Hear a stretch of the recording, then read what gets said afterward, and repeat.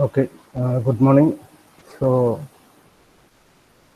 the first module on microwave is really a short one, only 4 hours, and the second one is a bit lengthy, and it's on digital TV.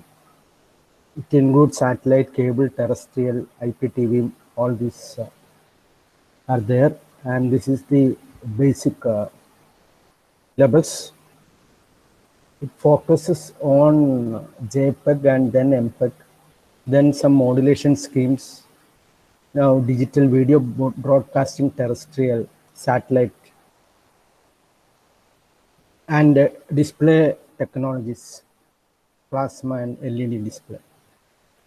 So, before moving on to this digital TV, we'll just look at some background on TV. And basically, it all started with a black and white TV. So, you scan a picture.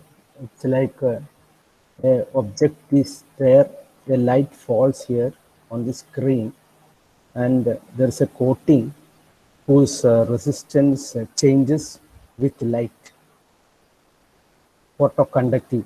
So the conductivity changes with light falling on that portion, and you beam an electron gun through an electron gun, you beam an electron beam, and you just scan it first line left to right, like you read a book, but little slanting goes down.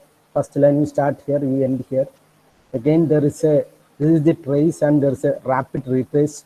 You start the second line, and the whole two-dimensional this picture is converted to a continuously varying signal. The The signal varies because of the light falling on this conductive surface. Depending on the light, the resistance varies and the signal varies. So this is called progressive scanning. So you normally there are many systems. In our system, we have 625 lines. So it's only shown 575 because once you reach here, you need to go back, and by that time, some lines would be skipped. Effectively, the number of lines are less. Now, pictures are scanned sequentially in one frame. So this is just one picture divided into 625 lines. Out of 625, only 575 are visible. So other lines is it's like this is a trace of horizontal, and this is rapid retrace. You just move your eyes quickly to the left after reaching this right, like that.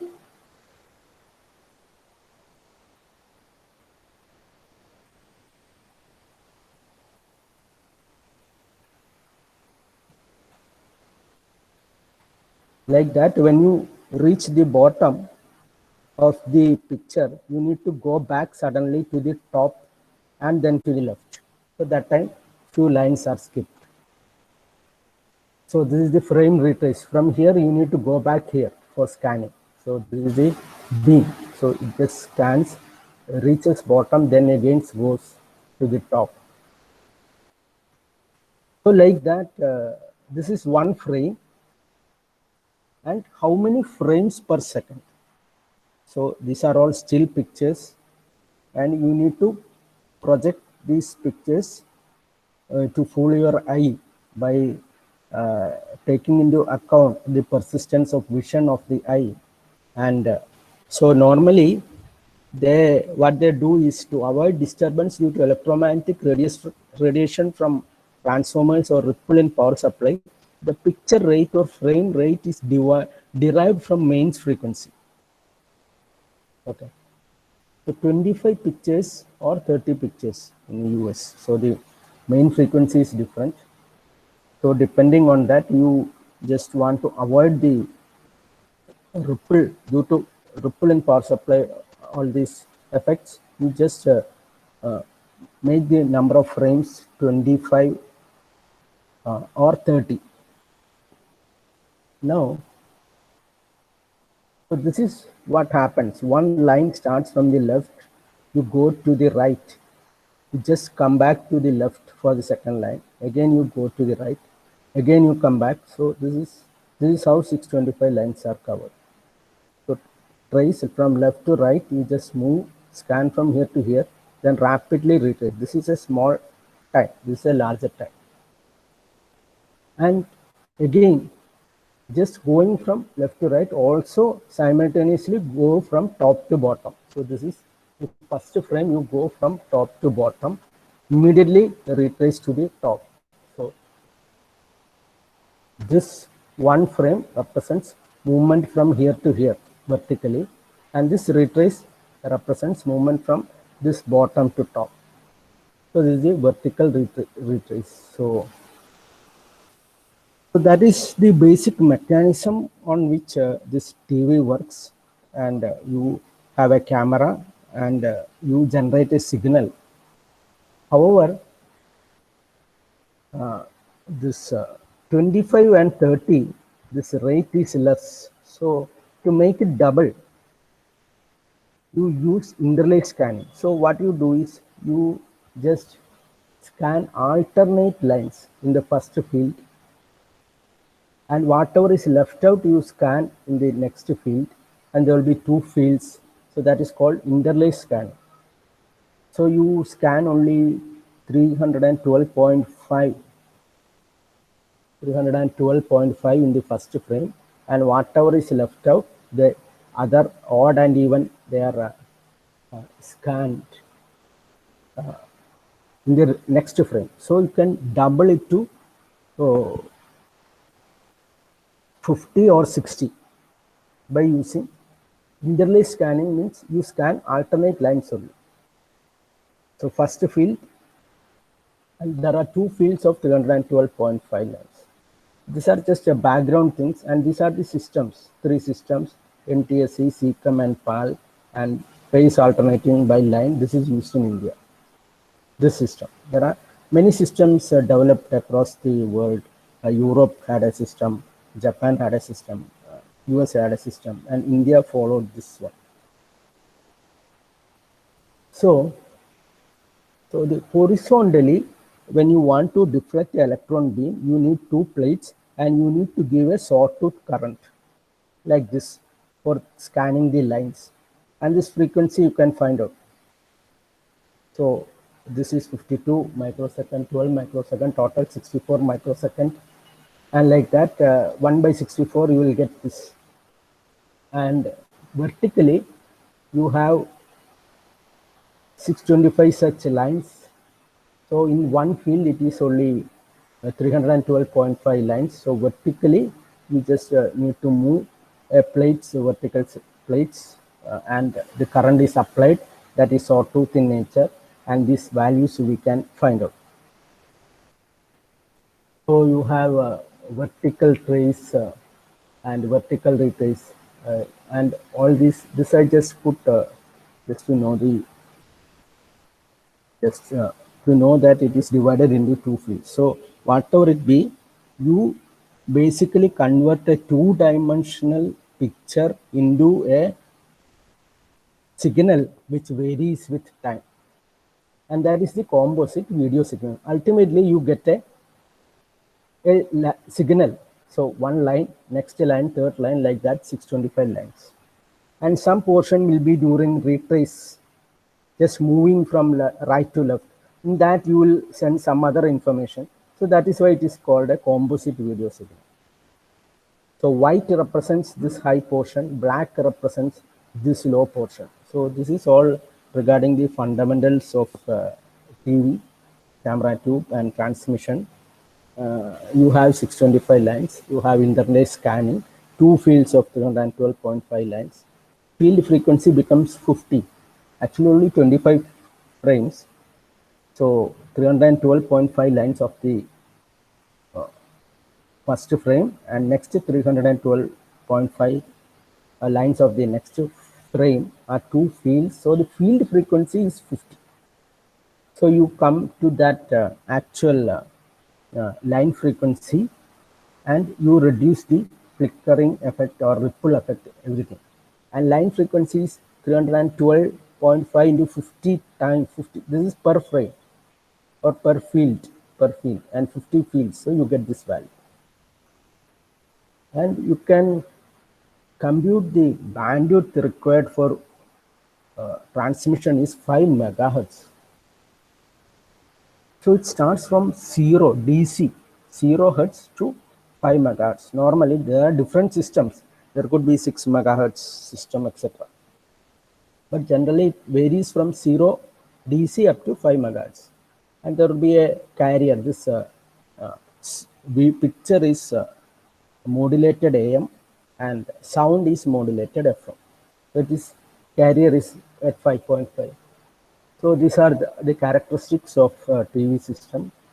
And so you have a carrier here, you have a LSB, you have a USB, you have a picture carrier, you have a sound carrier, and totally 5.5 megahertz, up to 5 megahertz for the picture, and the sound is carrier is here. And you don't transmit this one, you just remove lower sideband, that is called a vestigial sideband. So this is bandwidth. There is a picture carrier P, 0 to 5 megahertz, and S is sound carrier at 5.5 megahertz. This is FM modulated, this is AM modulated. So maybe around 7 megahertz, of which the baseband is about 5 megahertz. So total channel width would be 7 megahertz. This is regarding a black and white system. So how much bandwidth you need, and how you make a composite signal out of a two-dimensional picture by scan horizontally, and at the same time moving the gun vertically downwards 50 fields per second. So now everything started with black and white. After that this color came. So you have red, green and blue signals if you have a color camera. However, the thing is when this colors TV came, there were already a lot of black and white TVs, and those times a TV would be costing say a few months salary, like that. So you cannot afford to just scrap those things and just replace it with a color TV. So whatever system was followed, compatible to that system, you should make a color TV, and that transmission should be displayed on a black and white TV, and it should be transmitted in the bandwidth of existing TV channel. So the color TV may be requiring a larger bandwidth, or so you don't actually transmit RGB in color transmission. So it should be compatible with a lot of black and white TVs which were there in various homes. So they should be compatible. So the signal in color TV is not just RGB, it is of a different type, so that the color transmission should be received by the black and white TVs. So reference, so white in a color TV reference is chosen to be a mix of 30% red, 59 green and 11 blue. So 30% red, 59 green and 11% blue. If you combine, you get a white, and this is called luminance. And this is the brightness variation, and this signal can be received on a black and white TV. So transmit this much amount of green, this much amount of red, and this much amount of blue. This signal will give the brightness variation or the luminance signal, and it can be received by the black and white TVs. So any color has characteristic to specify visual information. These are luminance, hue or tint, and saturation. So in hue or tint, actual color, actually even if you have R, G and B, you just transmit only two, R and B. From that you can compute G based on this equation. So you transmit color difference B minus Y or U equal to this much, and this is chromiance. or blue color difference and red color difference. If you have these two and if you have Y, you can compute G at the receiver. So these black and white TVs can work with this, color TV can work with this and this and this. You can get RGB.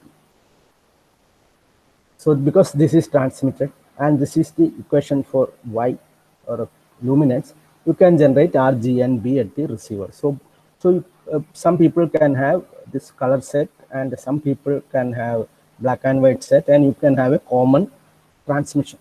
So that is why the signals happen to be like this.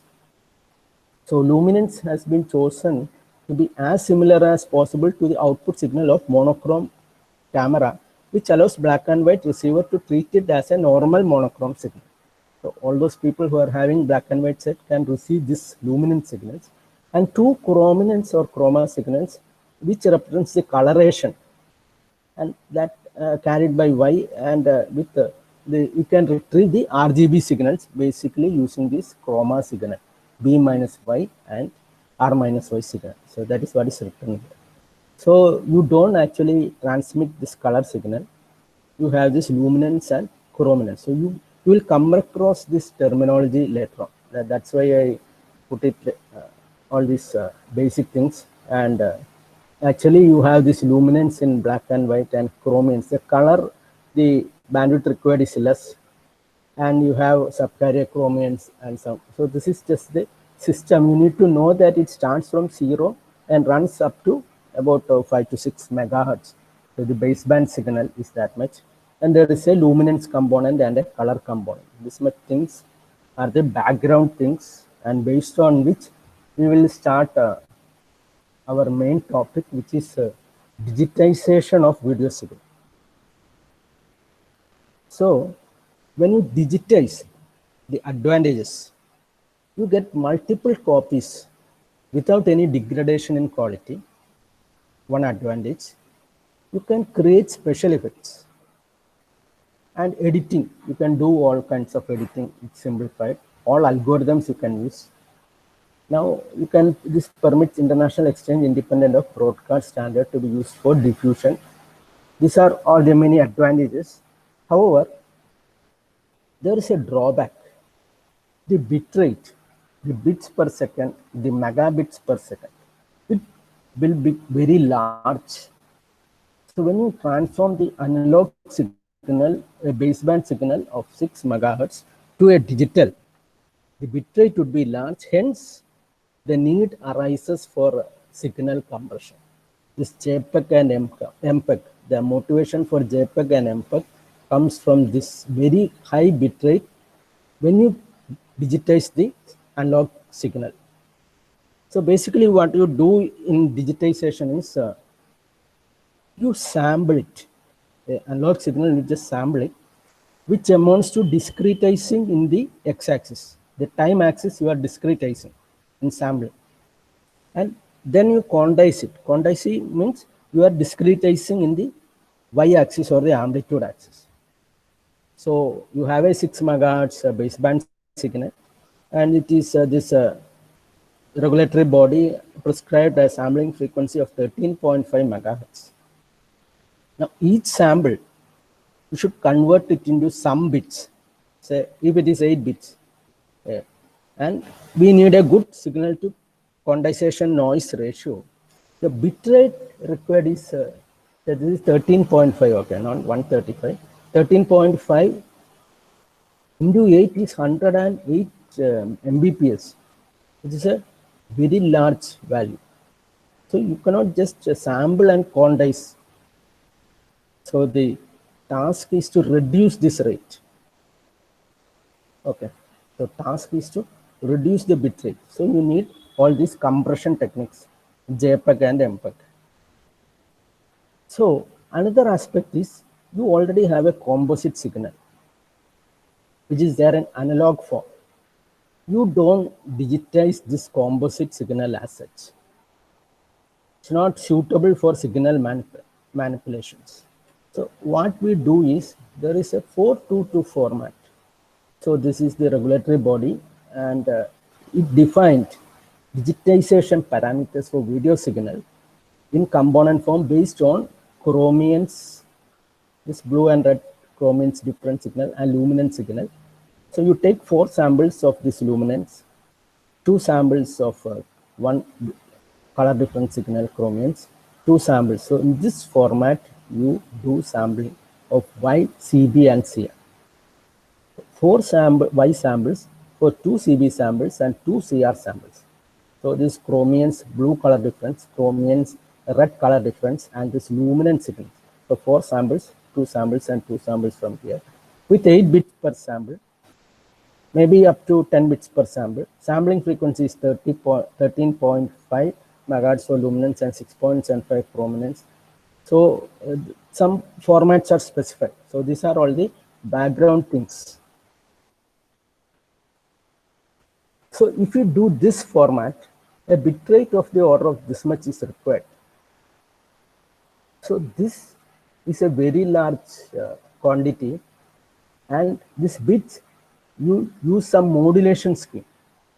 So if it is 64 quadrature amplitude modulation, in which 6 bits are transmitted in a symbol, in that also you need a 40 megahertz. If it is QPSK, 2 bits per symbol, you need 135. So again a large value.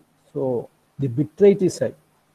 So actually we had seen that it is 5.5, about 7 megahertz in analog scheme. So you cannot have this much megahertz of bandwidth. The spectrum is very costly. So you actually would need 5 to 6 times the bandwidth. And apart from this digitization, you need some error control algorithm as well. That is also required. So that would also take some bandwidth. So all these are the issues, and these are the motivations to go in for the compression methods. So the bitrate of this digitized signal has to be reduced to a large extent. It's only up to 7 megahertz for analog signal, and for digitized signal, presently now we are seeing a very large bandwidth requirement, and that we have to reduce to a suitable value by means of some compression techniques. So that is the essence of this chapter. So essential conditions required to start digital TV broadcast. So basically you can split into 2 steps. One is source encoding. Although we use the term compression, JPEG and MPEG are compression, the broader term is source encoding. All video and audio compression techniques used to reduce bitrate. All JPEG, MPEG, all comes under source encoding. So at the source, how to use minimum number of bits to represent the information without loss of fidelity is called this source coding. How to represent the information effectively using minimum number of bits. So that is the essence of source coding. And all digital schemes permits channel coding. So these are error correction algorithm, because there are imperfections in the channel. Bit error rate is there, symbol error rate is there. So signal to noise ratio, you need a threshold at the receiver. Taking into account all these things, you need suitable error correction algorithms. So